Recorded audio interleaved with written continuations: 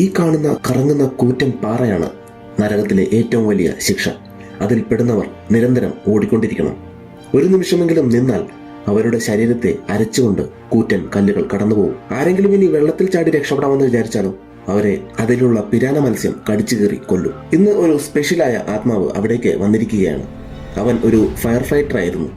5 minute മുൻപ് ഒരു rescue മിഷനിൽ അവനൊരു അപകടം സംഭവിച്ചു. അവന്റെ സേഫ്റ്റി റോപ്പ് പൊട്ടി അവൻ താഴേക്ക് വീണു. അവൻ തീയിൽ നിന്ന് രക്ഷപ്പെടുത്തിയ പെൺകുട്ടിയെ അവൻ സുരക്ഷിതമായി ചേർത്ത് പിടിച്ചിരുന്നു. അവൾക്ക് ഒന്നും തന്നെ സംഭവിച്ചില്ല. പക്ഷേ അവൻ തിരിഞ്ഞു നോക്കുമ്പോൾ അവന്റെ ജീവനില്ലാത്ത ശരീരത്തിന് ചുറ്റും തന്റെ കൂട്ടുകാർ കരയുന്നത് അവൻ കണ്ടു. അവന് മനസ്സിലായി താൻ മുൻപേ മരിച്ചെന്ന്. അവൻ അവിടെ തന്നെ നരകത്തിലേക്ക് കൊണ്ടുപോകാൻ വന്ന 2 മാലാഖമാരെ കാണുന്നു. പക്ഷേ അവന് സ്വന്തം മരണം ഉൾക്കൊള്ളാൻ ആയില്ല. കാരണം അവന് പ്രായമായ ബധിരയും മൂകയുമായ അമ്മയുണ്ട്.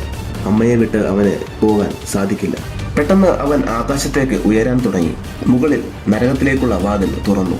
അവൻ അതിലേക്ക് കയറിപ്പോയി. അവൻ ചെയ്ത തെറ്റുകൾ നോക്കി ശിക്ഷ വിധിക്കാൻ അവിടെ ഇൻചാർജായി ഒരാൾ നിൽപ്പുണ്ടായിരുന്നു. അവൻ റെസ്ക്യൂ മിഷനിൽ കൂട്ടുകാരനായ ഫയർ ഫൈറ്ററിനെ രക്ഷിക്കാതെ പോയി. പിന്നീട് അയാൾ മരിച്ചു പോകുന്നു. കൊലപാതകത്തിനുള്ള ശിക്ഷ അവൻ അനുഭവിക്കണമെന്ന് ഇൻചാർജ് വിധിച്ചു. പക്ഷേ അവനെ കൂട്ടിക്കൊണ്ടുവന്ന മാലാഖ അവന് വേണ്ടി വാദിച്ചു.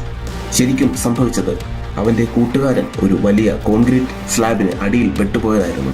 അവന് അത് ഒറ്റയ്ക്ക് നീക്കാൻ സാധിച്ചില്ല.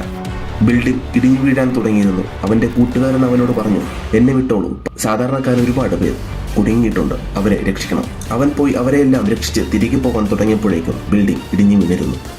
ഇത് കേട്ട് ഇൻചാർജ് അവനെതിരെയുള്ള കുറ്റം പിൻവലിച്ച് അവനെ ശിക്ഷയിൽ നിന്നും വിട്ടു. അടുത്തത് അവൻ എത്തിയത് ഒരു വെള്ളച്ചാട്ടത്തിന് മുകളിൽ ഒരു ചങ്ങടത്തിലാണ്. ഇവിടെ അവൻ ജീവിതം എങ്ങനെ ജീവിച്ചു, സമയം നഷ്ടപ്പെടുത്തി കളഞ്ഞോ, ആൾക്കാരെയൊക്കെ സഹായിച്ചിട്ടുണ്ടോ എന്നൊക്കെയാണ് നോക്കിയിരുന്നത്.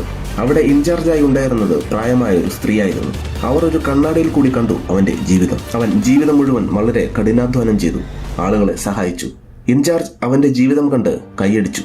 അവർ അവനോടായി ചോദിച്ചു, എന്തുകൊണ്ടാണ് നീ ഇത്ര ഡെഡിക്കേഷനോടുകൂടി ആളുകളെ സഹായിച്ചത്?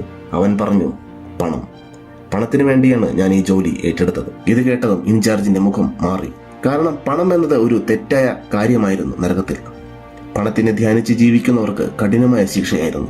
അവർ അവന്റെ ചങ്ങാടം ഒഴുക്കിവിടാൻ ആജ്ഞാപിച്ചു. ആ വെള്ളച്ചാട്ടത്തിനടിയിൽ അവൻ കണ്ട കാഴ്ച ഇതായിരുന്നു.